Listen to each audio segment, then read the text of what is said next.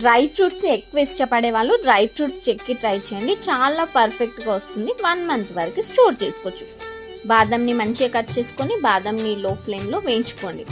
దానిలో కొంచెం అంత కాజు, పంకిన్ సీడ్స్, సన్ఫ్లవర్ సీడ్స్, పిస్తా వేసుకొని 5 to 10 మినిట్స్ లో ఫ్లేమ్లో వేయించుకోండి.